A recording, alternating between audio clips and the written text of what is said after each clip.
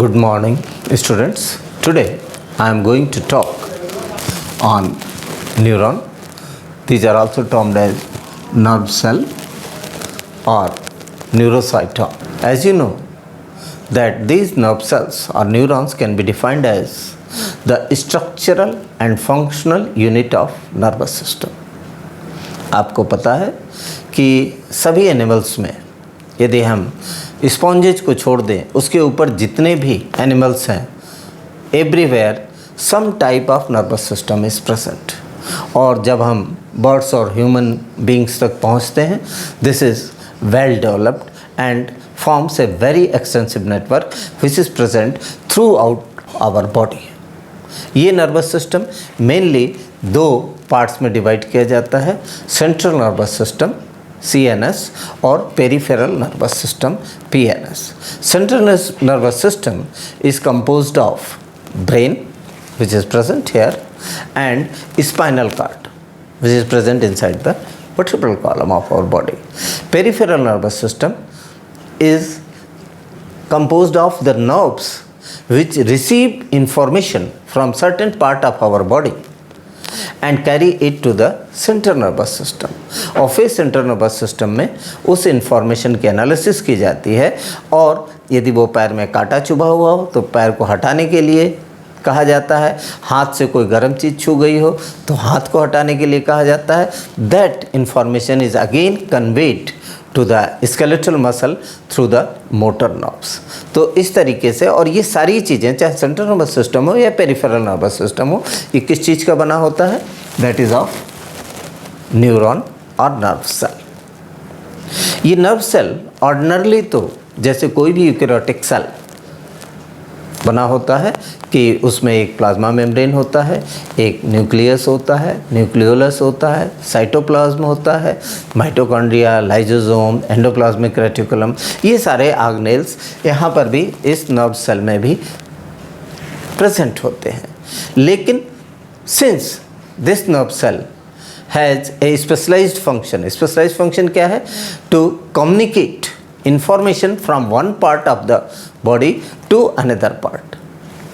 Brain तक information को carry किया जाए और फिर ब्रेन से उस अफेक्टेड ऑर्गन तक वापस उस इंफॉर्मेशन को पहुंचाया जाता है. मीन्स काफ़ी दूरी तक, और ये इंफॉर्मेशन बहुत तेज़ी से मूव करनी होती है, ट्रांसमिट करनी होती है. क्योंकि यदि बहुत डिले होगा इस इंफॉर्मेशन को कम्युनिकेट करने में, तो पता लगा कि तब तक आपके पैर में कांटा चुभ चुका होगा, आपका हाथ यदि किसी गर्म चीज़ पे पड़ गया है तो उससे जल चुका होगा. तो इससे बचाने के लिए ये कम्युनिकेशन सिस्टम बहुत ही फास्ट होता है, इट इज़ वेरी क्विक.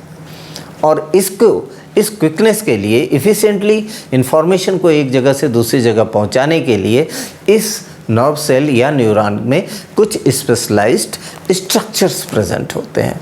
तो सबसे पहले हम देखेंगे कि कौन कौन से ऐसे स्ट्रक्चर्स प्रेजेंट होते हैं जो कि इसके काम में हेल्प करते हैं. Here you can see that a spherical structure is present. This is termed as in fact cell body or soma. This structure is termed as cell body or soma. इसमें वो सारी चीज़ें जो एक नॉर्मल यूकेरियोटिक सेल में present होती हैं, जैसा मैंने आपको बताया, प्रेजेंट सेंटर में here a prominent nucleus is present. Inside the nucleus a nucleolus is present. The cytoplasm is present outside the nuclear membrane. Here the cytoplasm of nerve cell is termed as neuroplasm. Inside the neuroplasm, you can see mitochondria are present, Golgi complex is present here, lysosomes are present, rough endoplasmic reticulum is present. इस area में जहाँ पे कि rough endoplasmic reticulum present है, यहाँ पे certain small granules were recognized for the first time by a scientist called Nessel, and in the memory of that scientist these granules are termed as Nessel granules. लेकिन electron microscope की discovery के बाद ये पता लगा कि these Nessel granules are in fact probably the rough endoplasmic area, means ribosomes and endoplasmic reticulum is present in large amount. Now this is the information about the cell body or soma. The size of this cell body or soma is about 4 to 25 micron. Means इसकी size very करेगी, 4 micron भी एक छोटे nerve cell में हो सकता है और अप टू 25 माइक्रॉन्स में भी प्रेजेंट। अब जैसा मैंने बताया कि this nerve cell has specialised function, that is to carry information from one part of the body to another, and that information is also carried in a very quick way. तो इसके लिए कुछ इसमें स्पेशलाइजेशन और specialised structures present होते हैं। तो सबसे पहले तो मैं आपको बताऊं कि इस सेल बॉडी या सोमा से, इस स्फेरिकल रीजन से ढेर सारे स्ट्रक्चर्स, प्रोजेक्शंस आप कह सकते हैं कि निकलते हैं, और ये projections, these projections are termed as dendrites. Here you can say.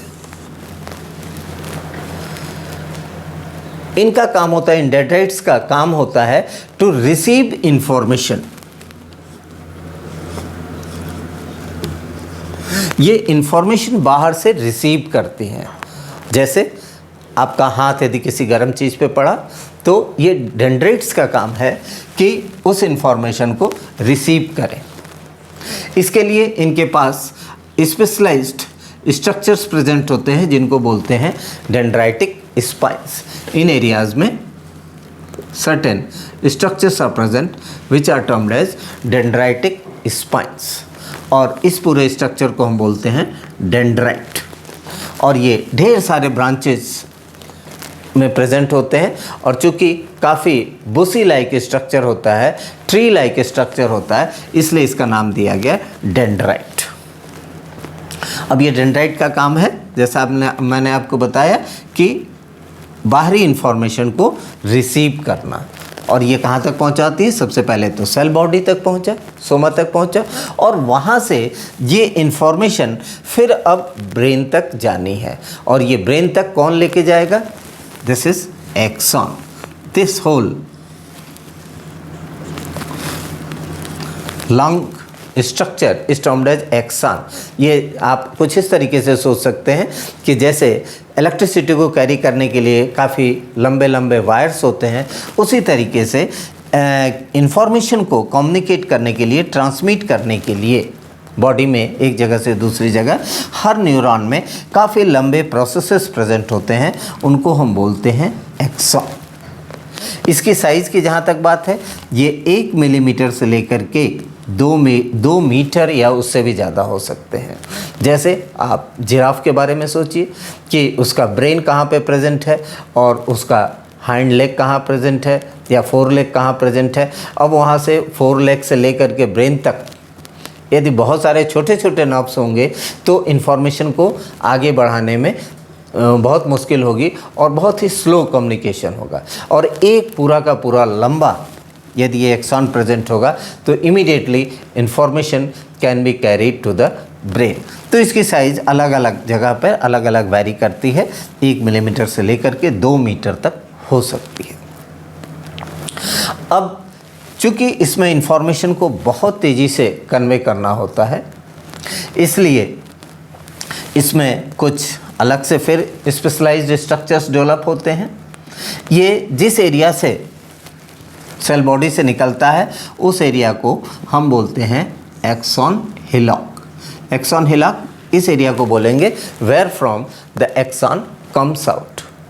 और ये जनरली एक नर्व सेल में एक ही एक्सॉन निकलता है, जबकि dendrites you can see there are many dendrites coming out from the same nerve cell. ये एक्सॉन आपको जैसा मैंने बताया कि 1 मिलीमीटर से 2 मीटर तक लंबे हो सकते हैं। कुछ एक्सॉन तो ये सीधे axon cylinder,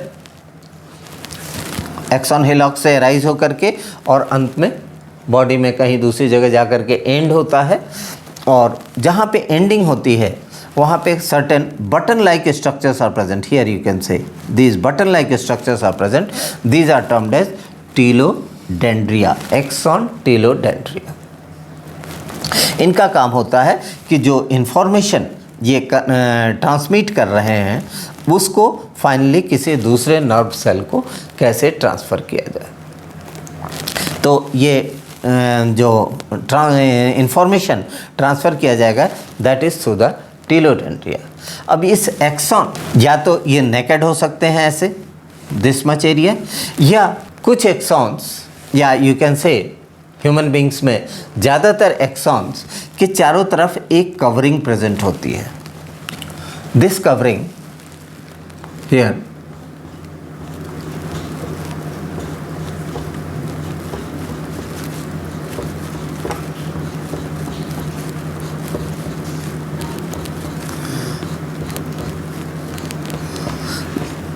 this covering is termed as sheath of swan। sheath of swan means एक swan cell होता है which turns many rounds around this axon, और इस swan cell का प्लाज्मा मेम्ब्रेन ढेर सारे कई बार इसके चारों तरफ घूमता है और उसकी वजह से एक लिपिड की लेयर इसके चारों तरफ डेवलप हो जाती है। That is termed as sheath of स्वान।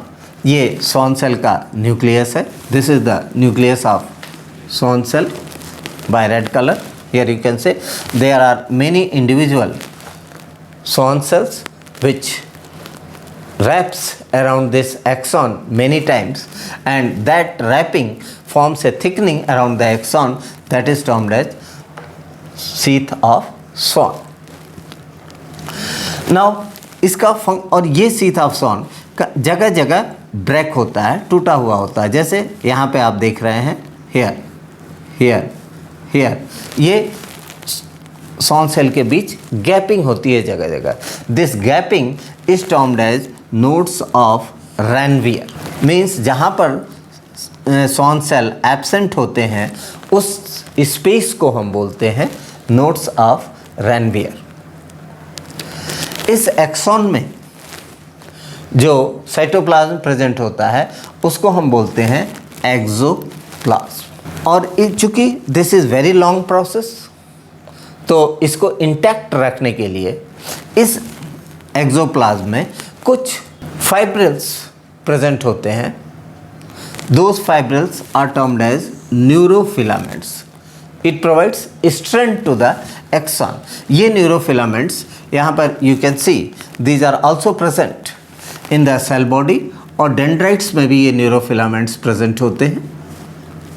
लेकिन उनके कंपैरिजन में एक्सॉन में सबसे ज़्यादा न्यूरोफिलामेंट्स प्रेजेंट होते हैं बिकॉज इट नीड्स सपोर्ट। और ये सॉन सेल्स जो शीथ बना रही हैं नर्व एक्सॉन पे, दे help in faster communication of the information. ये बहुत तेज़ी से इंफॉर्मेशन को एक जगह से दूसरी जगह पहुंचाने में हेल्प करते हैं। अब ये कैसे हेल्प करेंगे इसको हम लोग आगे चल करके देखेंगे कि how they help in transmitting the information from one part of the body to another in quick way. ये ज़रूरी नहीं है कि हर नर्व सेल में प्रेजेंट हो, हर न्यूरॉन में प्रेजेंट हो, but they may be present. So this is the information about the nerve cell.